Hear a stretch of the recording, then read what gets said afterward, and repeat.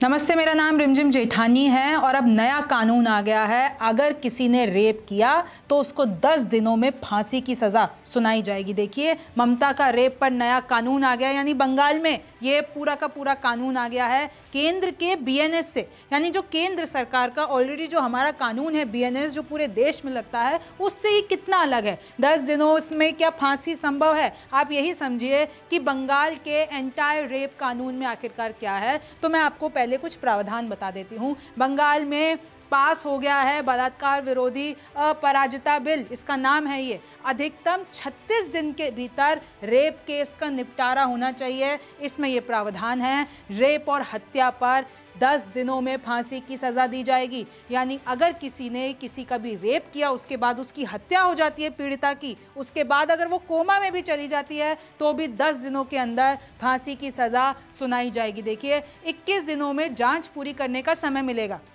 और तो और अगर पुलिस जांच 21 दिनों में नहीं कर पाती तो 15 दिन और दे दिए जाएंगे। यानी कुल मिलाकर 36 दिनों में फैसला लिया जाएगा कि करना क्या है। अपराजिता महिला और बाल, देखिए ये पूरा का पूरा जो बिल का नाम है पश्चिम बंगाल आपराधिक कानून संशोधन में विधेयक में इसमें संशोधन किया गया है और कई ऐसे जो हैं प्रावधान उनको बदला गया है जो ऑलरेडी हमारे सिस्टम में है। विपक्ष यानी बीजेपी ने भी ममता सरकार का इस पर समर्थन किया है, और अगर किसी ने पहचान उजागर कर दी, चाहे फिर वो कोई भी हो, चाहे वो कोई पत्रकार हो, चाहे सोशल मीडिया पे कोई और कोई भी व्यक्ति हो, तो उस पर 3 से 5 साल की सज़ा यानी जेल और उसके बाद जुर्माना।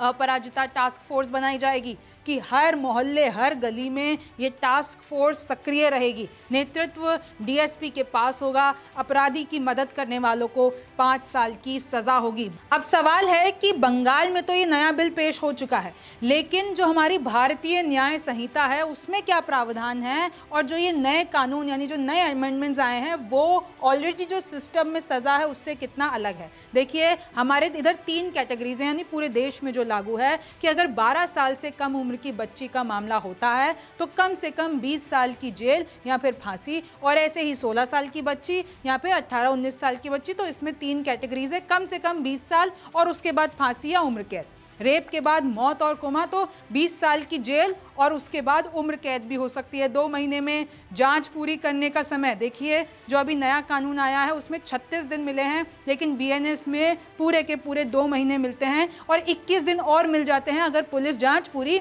नहीं कर पाती है तो। पहचान उजागर पर 2 साल जेल और जुर्माने, लेकिन अभी जो नया कानून आया है उसमें 3 से 5 साल की जेल। हर साल सुनाई जाती है रेप केस में फांसी की सज़ा। अब देखिए, सवाल यही आ गया है, रेपिस्टों को फांसी देने में कितने रोड़े अटक जाते हैं।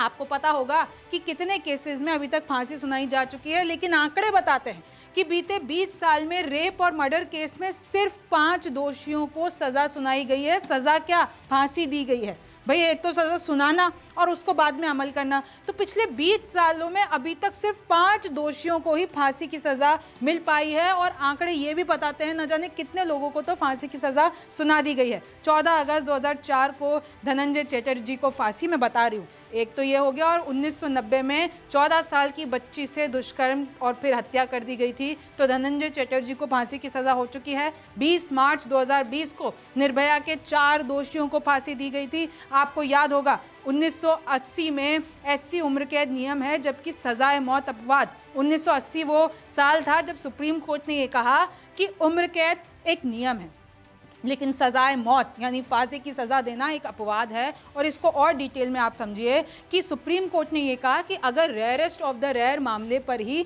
फांसी ज़रूरी है।